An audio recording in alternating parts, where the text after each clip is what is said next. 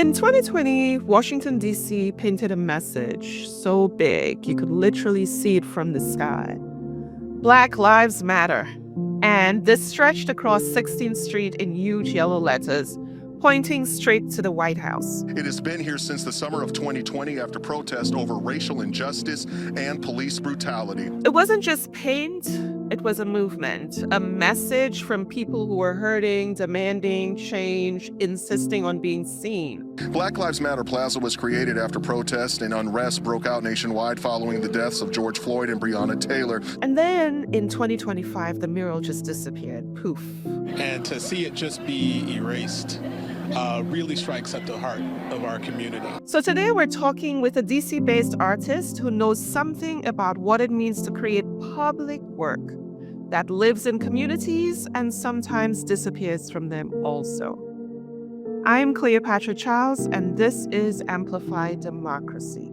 Rajan, I'm really excited you're here. You've got this incredible background across industrial design, comics, graffiti, murals. You're kind of a one-man creative multiverse. Rajan, can you tell us what you're doing here today at the GAC? Sure. I'm creating a live mural here. It's a little collaborative. Folks will come up with action words, and I'll incorporate that into the mural. So let's start simple. For our listeners who might not know you yet, how do you introduce yourself?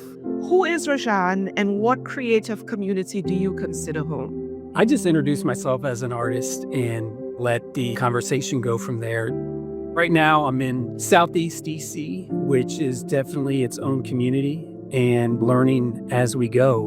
What was your entry point into art? Were you just one of those kids who drew on everything inside, like some kids draw on the walls at home? How did you really start?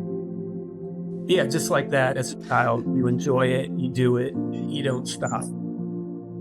So every artist has this moment when creativity stops being just something you do and becomes a way you participate in the world. So for you, was there a moment, was there a project when you realized my art isn't just art, it's a civic tool, it's part of how I show up in my community? There's obviously the public art, some of the street art, and then some of the impromptu interactions with public that are unplanned. I think those, to me, are more authentic. People choose to be there and they're not being paid to be there. I think that's a big difference when it comes to doing anything in life, really. I mean, so much of our actions now are scheduled and paid for or cost us something. And to do something that's from the heart, I think makes a difference and lasts longer. You live in DC. How does DC as a city influence your sense of democracy and your civic responsibility?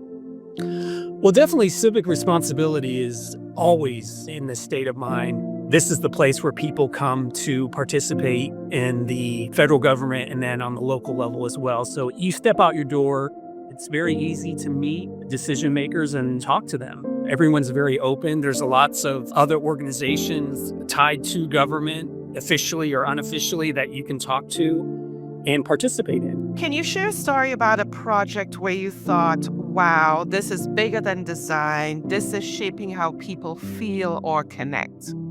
I mean, yeah, there's things that touch people very intimately on a one-on-one basis. And I'm like, wow, I'm happy to make that for you or to make that for someone that's important to you. And then on a larger scale or maybe on a mass-produced scale, I really don't know. I'm not interacting with everybody on a personal level. As the creator, it's kind of hard to understand what your influence is on the world. Hopefully I would be remembered as someone that helped people understand how they behave. So let's talk a little about your process. Do you start with a sketch? Do you talk to people? Do you look for input? Or do you just let the wall tell you what it wants? A formal process is dictated usually. If there's a formal call for art, you're forced to fill out these forms and they tell you you have to do this, that, XYZ. You know, if it's more personal, it can just be spontaneous. It can be something unconscious there in the moment. You know, there's art that is by the individual, unfiltered, unplanned. And then there's the curated, organized art that is run by the government. And those are, to me, two opposite things. How it was created sometimes comes from very opposite viewpoints. Let's talk about art and democracy. What makes art such a different way of participating in democracy? At least for me, it's much more informal and it's much less planned. It's usually on a smaller scale. I just don't think artists are that, they're not that type of people. They're not organized. They just, do it. And they don't think about crafting a mess, it just comes out.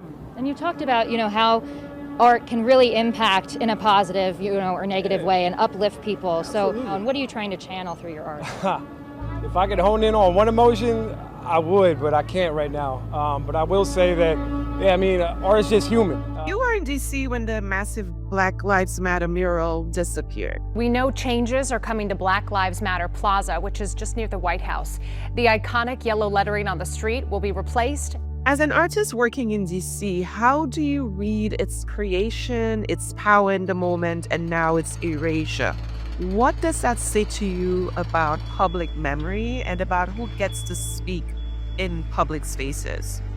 That particular piece, to me, was the mayor's piece. We have bigger fish to fry than fights over what has been very important to us. It's just, that was that message for 2020, 2021. Now our focus is on making sure our residents and our economy survives. Bowser was candid that her decision to paint over Black Lives Matter Plaza came after talks with the White House. The powers that be didn't want it there. Our nation has been gripped by professional anarchists. These moments in time come and go so quickly, and its removal was just like, it's almost like fashion. Skinny jeans were in, now they're out. Some people might say it's not necessarily erasing the art, but really it's a chapter closing, something that protest art naturally goes through. So you went through something similar with one of your murals. You want to walk us through that? What happened? I lived in a neighborhood that is now much more gentrified than when I lived there. They had hired a creative agency in suburban Maryland to bring art into the neighborhood.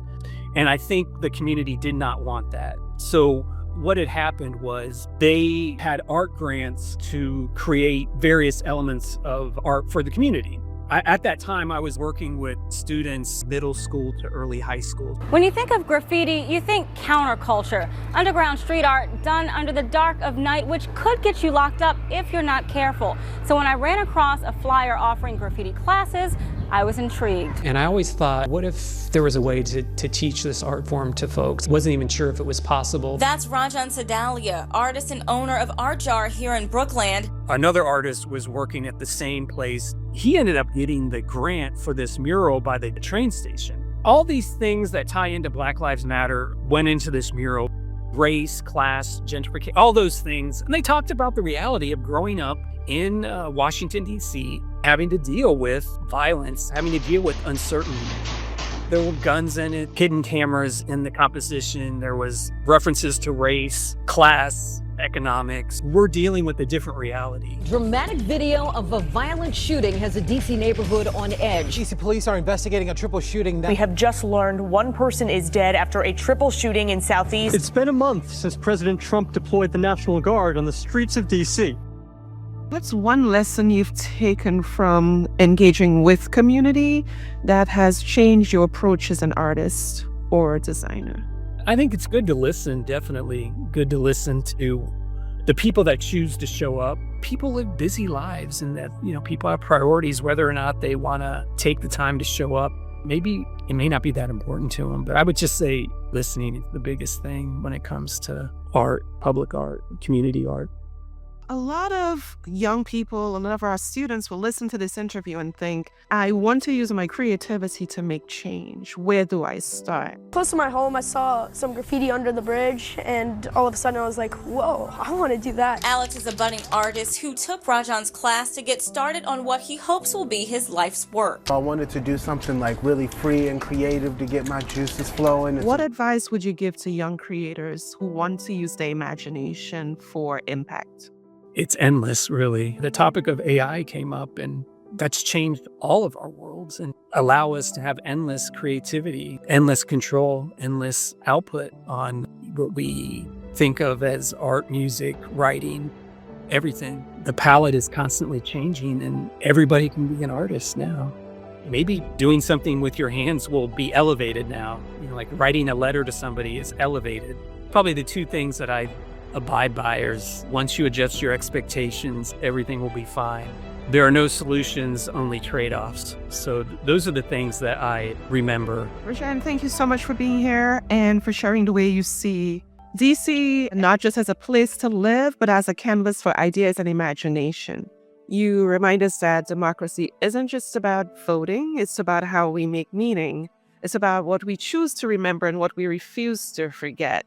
So where can people follow your work, support what you're creating, and maybe see you drawing or painting around the city?